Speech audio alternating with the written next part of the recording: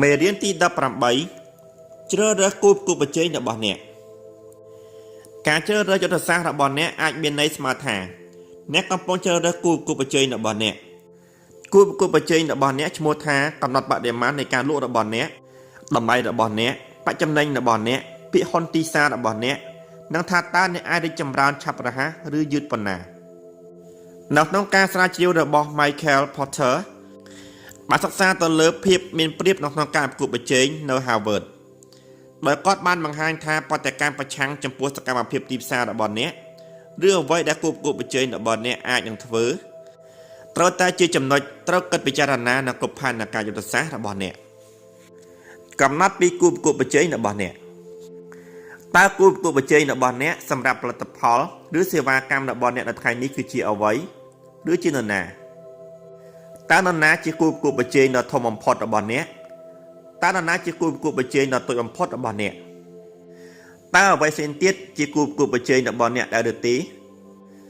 ដោយសារអ្នកកំពុងសុំអតិថិជនសក្តានុពលដើម្បីផ្ដល់ឲ្យអ្នកនៅចំនួននៃលុយណាមួយដើម្បីទទួលបានគុណប្រយោជន៍ឬផលប្រយោជន៍អ្វីមួយតើអតិថិជនសក្តានុពលរបស់អ្នកដែលចំណាយចំនួននៃលុយដូចគ្នានេះដើម្បីទទួលបានគុណប្រយោជន៍ឬផលប្រយោជន៍ស្មើគ្នាឬភាសាជាងនេះអាចមាននទីណាផ្សេងទៀតទេនេះគឺជាសំណួរដ៏អស្ចារ្យបំផុតនៅពេលខ្ញុំកំពុងធ្វើការជាមួយ Carnival Cruise ខ្ញុំបានសួរនាយកប្រតិបត្តិរបស់ក្រុមហ៊ុនពីក្រុមហ៊ុនដំណើរកម្សាន្តតាមនាវាផ្សេងៗទៀតដែលពួកគេបានប្រកួតប្រជែងពួកគេបានបញ្យល់ប្រាប់ខ្ញុំថាពួកគេមិនបានប្រកួតប្រជែងជាមួយនឹងក្រុមហ៊ុនដំណើរកម្សាន្តតាមនាវាដទៃទៀតទេធុរកិច្ចដំណើរកម្សាន្តតាមនាវាកំពុងរីកចម្រើននិងបន្តរីកចម្រើនកាន់តែខ្លាំងដល់ពេលដែលមនុស្សរើសយកដំណើរកម្សាន្តតាមនាវាជុំវិញពិភពលោកកាន់តែច្រើនគូប្រកួតប្រជែងដ៏ធំបំផុតរបស់ពួកគេដែលពួកគេបានប្រាប់នោះគឺការធ្វើដំណើរកម្សាន្តលើគោក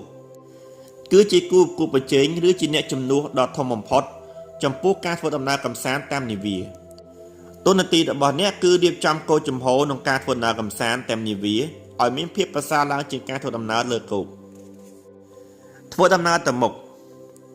Sam Walton បាននិយាយថាយើងមានចៅហ្វាយនេះតែម្នាក់គត់នោះគឺអតិថិជន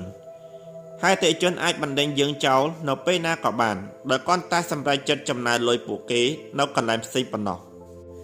តើអតិថិជនសក្តានុពលរបស់អ្នកដែលចំណាយចំនួននៃលុយដូចគ្នានេះ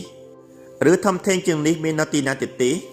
តើអ្នកអាចតាំងគោលចំហខ្លួនឯងយ៉ាងដូចម្ដេចទើបអាចបង្កើតផលិតផលឬសេវាកម្មដែលអ្នក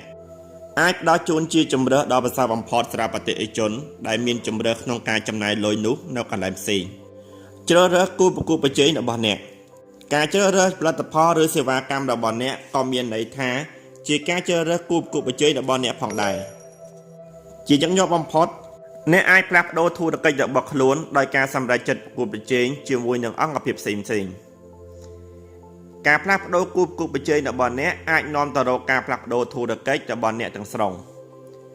នៅពេលអ្នកបានកំណត់ពីគូប្រកួតប្រជែងដ៏សំខាន់បំផុតនិងមិនសូវសំខាន់របស់អ្នកចូលអង្គុយចុះហើយវិភាគទាំងចំណុចខ្លាំងនិងចំណុចខ្សោយរបស់ពួកគេវិភាគពីចំណុចខ្លាំងនិងចំណុចខ្សោយរបស់អ្នកតើចំណុចណាដែលធ្វើឲ្យអ្នកងាយរងគ្រោះដោយសារគូប្រកួតប្រជែងរបស់អ្នកតើចំណុចណាដែលពួកគេងាយរងគ្រោះដោយសារអ្នកតាំងចំហខ្លួនឯងឲ្យដូចជាជំរើសដ៏ល្អប្រសើរបំផុតតើអ្នកអាចតាំងគោលចំហផលិតផលឬសេវាកម្មរបស់ខ្លួននៅក្នុងផ្លូវមួយយ៉ាងដូចម្តេចដែលវាច្បាស់លាស់ជាប្រសើរជាងគូប្រកួតប្រជែងរបស់អ្នកតើអ្វីទៅដែលអ្នកអាចធ្វើច្រើនបំផុតឬតិចបំផុតដើម្បីធ្វើឲ្យការផ្ដល់ជូនរបស់អ្នកកាន់តែមានភាពទាក់ទាញខ្លាំងឡើងបើប្រៀបធៀបជាមួយនឹងគូប្រកួតប្រជែងរបស់អ្នកតើអ្វីទៅដែលអ្នកអាចចាប់ផ្ដើមធ្វើឬឈប់ធ្វើដើម្បីឲ្យផលិតផលឬសេវាកម្មរបស់អ្នកមានភាពទាក់ទាញជាងគូប្រកួតប្រជែងរបស់អ្នកចូលតាំងចិត្តឆ្លើយនឹងសំណួរនេះដោយប្រាសចាកពីអគតិចូលកុំបានតែប្រាប់ខ្លួនឯងថាអ្នកល្អប្រសើរជាងគូប្រកួតប្រជែងរបស់អ្នកហើយសរសេរចម្លើយចំពោះសំណួរនេះយ៉ាងហ្មត់ចត់បន្ទាប់មកធ្វើការស្រាវជ្រាវពីទីផ្សារក្នុងចំណោមអតិថិជននិងអនាគតអតិថិជនដើម្បីធ្វើឲ្យប្រាកដថាអ្នកធ្វើការសន្និដ្ឋានរបស់ខ្លួនបានត្រឹមត្រូវការពិសោធន៍ពីភាពត្រឹមត្រូវនៃការសន្និដ្ឋានរបស់អ្នកពិតប្រាកដមួយគត់គឺពិសោធន៍ទីផ្សារ អ្នកកាន់តែដឹងច្បាស់ថាអ្នកកំពុងតែធ្វើនិងផ្ដល់ជូនអត្ថប្រយោជន៍ដ៏ត្រឹមត្រូវនិងតម្លៃសមស្របនៅពេលអ្នកពេញចិត្តនឹងការកើនឡើងនៅក្នុងការលក់និងបច្ចំណេញក្នុងធុរកិច្ចរបស់អ្នកគណៈពេលនេះអត្ថបទភាគទី17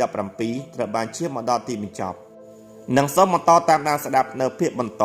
សូមអរគុណ